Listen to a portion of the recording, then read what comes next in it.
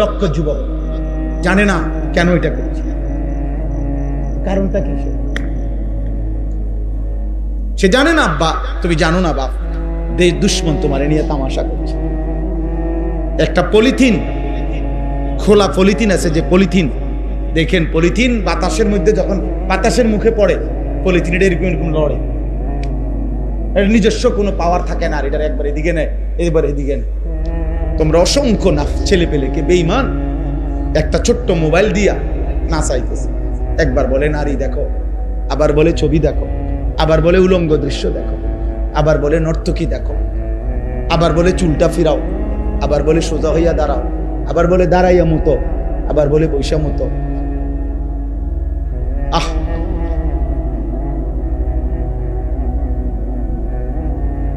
আয় হায় হায়, আফসোসের বিষয়। আমরা হাদিসের কিতাবে পড়ছি, নবী সাল্লাল্লাহু আলাইহি সাল্লামের একজন সাহাবী ছিলেন, বিখ্যাত সাহাবী যায়েদ ইবনে সাবিত। ছেলেরা শোনো, একজন শোনো। যায়েদ ইবনে সাবিত রাদিয়াল্লাহু তাআলা আনহু,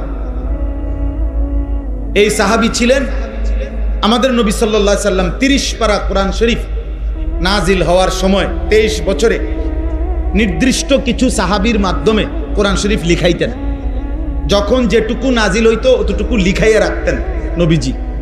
এই যারা লিখত তাদের মধ্যে সবচেয়ে শ্রেষ্ঠ যিনি প্রধান ছিলেন, উনি ছিলেন এই সাহাবী যায়েদ ইবনে সাবিত রাদিয়াল্লাহু তাআলা আনহু, কাতেবে ওহীর মধ্যে 1 নম্বর। নবীজি সাল্লাল্লাহু আলাইহি সাল্লামের কাছে দূরবর্তী অঞ্চলে, দূরের কোনো এলাকার কোনো মানুষ যদি আসতো, যে ভাষা আরবি না কিন্তু সুরিয়ানি, ইব্রানি, অন্য কোনো ভাষায় কথা বলে, এই অন্য ভাষার কথা নবীজির কাছে বুঝাইয়া বলতেন যিনি, আবার নবীজির কথা ওদেরকে বুঝাইয়া বলতেন যিনি, এই তরজমান দুভাষী কাজ যিনি করতেন নবীজির কাছে, ইনি ছিলেন এই সাহাবী, এই যায়েদ ইবনে সাবিত। সে 2টা মহৎ কাজ করত। এক, কোরআনের অধিকাংশ আয়াত উনি লিখছেন নবীজির কাছ থেকে, আর হলো নবীজি সাল্লাল্লাহু আলাইহি সাল্লামের কথা ভিন্ন ভাষাভাষীদের কাছে তিনি বুঝাইতেন, তাদের কথা নবীজিকে বুঝাইতেন। এই যায়েদ ইবনে সাবিত, এই সাহাবীর বয়স যখন 13 বছরের ছেলে, তখন তিনি ওনার মাকে নিয়ে নবীজির দরবারে আইসা মার মাধ্যমে নবীজিকে বলাইছেন, ইয়া রাসূলুল্লাহ, আমার সন্তান 13 বছরের, ও আপনার সাথে যুদ্ধে যাইতে চায়, আপনি তাকে যুদ্ধের জন্য নেন। আল্লাহর নবী সাল্লাল্লাহু আলাইহি সাল্লাম ওনার দিকে তাকায়া বলছে, না মা, এমন ছোট বাচ্চা, মাত্র 13 বছর, পরে যুদ্ধে নেওয়া যাবে না, তুমি তাকে ঘরে ফিরায় নাও।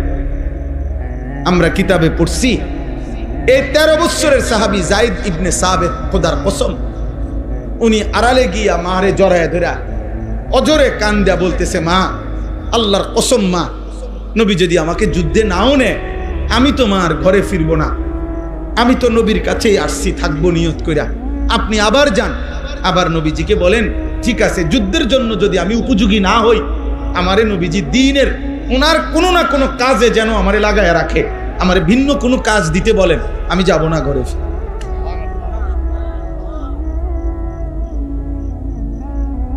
ওই মা আয়েশা বলছে, ইয়া রাসূলুল্লাহ, আমার সন্তান ঘরে ফিরবে না, সে যুদ্ধে যেতে পারবে না, সেটা বুঝছে, তার বয়স কম, 13 বছর, ঠিক আছে, কিন্তু তার আবদার হলো আপনি তাকে অন্য কোনো কাজে রাখেন। তখন নবীজি তাকে বলছে, তুমি আশেপাশের যত অঞ্চলে যত ভিন্ন ভাষা আছে, আরবির ভিন্ন, এগুলা সব শিখে আসো। তখন উনাকে দায়িত্ব দেওয়ার পরে উনি 1.5 থেকে 2 বছর লাগাইয়া এই ভাষা শিখছে। এরপরে নবীজির দরবারে আসছে। বাকিটা হায়াত তিনি কখনো কোরআন লিখছে, আর কখনো এই ট্রান্সলেট করছে কথা, এগুলাকে আল্লাহ নবীর কথা ওদেরকে বুঝাইছে, ওদের কথা নবীজিকে বুঝাইছে। হযরত যায়েদ ইবনে সাবিত এই 13 বছরের বাচ্চা ছিল। সাফ কথা, আমাদের সন্তান আব্বা, আমরা চেষ্টা করতে হবে, এরা আমাদের সন্তান, আমাদের সম্পদ। আমরা যদি যথাযথ নার্সিং না করি, মানে আমরা যদি পরিচর্যা না করি, আমাদের জন্য ভিন্ন আল্লাহর দ্বীনের জন্য, কালিমার জন্য, ইসলামের জন্য, ইমানের বিজয়ের জন্য। আপনারা বলেন ভিন্ন কোনো মানুষ কোত্থেকে আসবে? কথা বলেন না কেন? আমার দেশের জন্য, ইসলামের জন্য আমি ভিন্ন জায়গার থেকে, আমেরিকার থেকে নি লোক আনুম? কথা বলেন। আমি কি লন্ডন থেকে নি লোক আনমু? তো এটা কি এক্সপোর্ট ইম্পোর্টের মাল নি, আমদানি রপ্তানির মাল নি? এটা যে মাল আমি কার্গত করে মাল আনমু, এ তো মানুষ।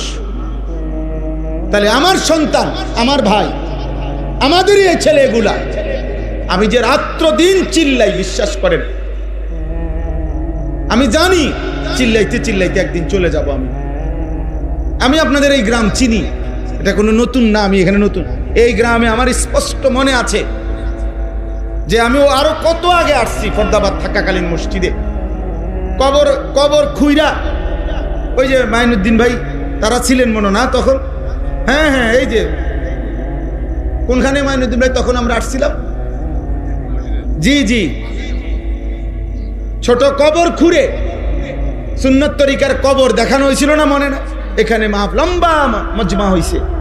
একজন মুরব্বী বা একজন লোক খুব অসুস্থ হয়েছিল, ওনারা আমি দেখতে গেছিলাম কোন ঘরে জানি, তখন ওই সময় আমার, হ্যাঁ, ওই লোকের পানি পরে দিছিলাম, ফু দিয়ে দিছিলাম, ওই সময় বহু আগের কথা,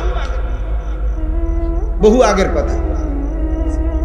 আব্বা এই জন্য বলছি, তোমরা আমাদের সন্তান বাপ, তোমরা ইনসাফ করে, রক্তে যদি ইসলাম থাকে, মায়ের পবিত্র দুধ যদি পান করে থাকো, তোমরা বলো আব্বা ইসলামের জন্য আমরা লড়বো, কাকে দিয়ে কর? তোমাকে বিবেক কি বলে? তোমরা যদি এই ছেলেরা, তোমরা যদি বলো যে না হুজুর 60-70 বছর 80 বছরের বুড়া মানুষের লইয়া ওনাগরে নিয়ে ইসলামের জন্য যা করার করেন, আমরা মোবাইল ছাড়বো না, আমরা নারী ছাড়বো না, আমরা অশ্লীল দৃশ্য দেখা ছাড়বো না, আমরা আল্লাহকে সেজদা দেব না।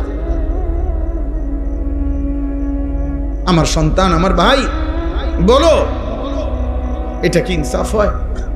নওজোয়ান লড়বে না তো লড়বে বুড়া? বলো। আমি তো গত কয়দিনে বলছি, 8 বছরের কন্যা যদি ধর্ষিতা হয়, 8 বছরের মেয়ে যদি শরীরটা তার কাইটা কল্লা ফালাইয়া আলাদা করে ফেলে, বাংলাদেশে 92% মুসলমানের বাংলাদেশ, 3 লক্ষের চাইতে বেশি মসজিদ আছে বাংলাদেশে, 3 লাখের চাইতে। 3 লক্ষ মসজিদ থেকে যেখানে প্রতিদিন 5 ওয়াক্ত নামাজের আজান হয়, যে মাটিতে 92-র চাইতে বেশি পার্সেন্ট মুসলমান, সেই মাটিতে যে বোন, সেই ছোট্ট কন্যা বাংলাদেশের মতো জমিন থেকে যদি এইভাবে নির্যাতিত হয়ে শরীরটা 2 টুকরা করে কবরে যায়, ও যদি আল্লাহর সামনে গিয়া বলে মাওলা আমি সেই বাংলাদেশ থেকে আসছি, যেই বাংলাদেশে 92% মুসলমান, আমি সেই বাংলাদেশ থেকে আসছি যে বাংলাদেশে 3 লক্ষের চাইতে বেশি মসজিদে প্রকাশ্যে আজান হয়, সে মাটিতে এত পীর, এত আউলিয়া, এত উলামা, এত টুপিওয়ালা দাড়িওয়ালার পবিত্র ভূমিতে আমি আমার অবুঝ বয়সে আমার ইজ্জত হারাইছি, আমার জান হারাইছি, আমার টুকরা করে ফেলছে না। আল্লাহর কাছে যদি সে বিচার চায়, বলো না ভাই আমরা কি জবাব দেব? তোমরা একটা ছেলে বলো, তোমাদের বিবেক কি বলে? তোমাদের যাদের ঘরে ছোট বোন আছে, সেই বোনের আগামী দিনের নিরাপত্তা কি?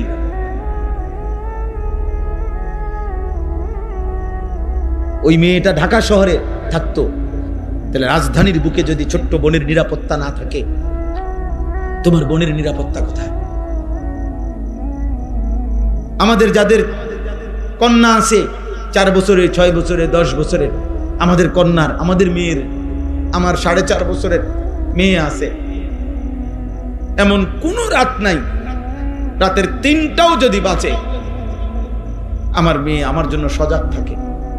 এটা আমার ড্রাইভার খাদেমরে জিজ্ঞাসা করে দেখেন, শতবার তারা দেখছে। এই বাচ্চা মেয়ে এটা দাঁড়ায় বসে থাকে বাসায়, যতক্ষণ আমি না যাই, আমি গেলে ওর সাথে কিছুক্ষণ কথা বলি, 5-10 মিনিট ওরে আদর করে কথা বললে, এরপরে আমি ঘুমাই। সে যখনই আমি 1 দিনের 2 দিনের জন্য বাইরে কোথাও গেলে, ওরেই শুধু একমাত্র আমি বলে আসতে হয়, বুঝাইয়া আইতে, আব্বু এই 2 দিন আসবো না, তুমি তোমার আম্মুর সাথে ঘুমাই যাইও আব্বু। এটা বলে বুঝাইয়া কইতে হয়, কই যাবেন, কি লেগে যাবেন, কোন সময় আইবেন, আব্বু আইয়া লাইবেন কিন্তু, আইয়া লাইবেন কিন্তু। এমনই তো প্রত্যেকটা কন্যা। বলো ভাই, দিন নাই রাত নাই, তোমার চেহারা দেখলেই বোঝা যায় 24 ঘন্টা তোমাদের মোবাইল তোমা করে নারীর প্রতি, অশ্লীল ও উলঙ্গ ছবির প্রতি এমন বেহায়া বানায় ফেলছে। চেহারায় বোঝা যায় কত দিনের কালিমা, চেহারায় দেখলে বোঝা যায় আব্বা দীর্ঘদিনের অন্ধকার কালো দাগ পড়ে আছে।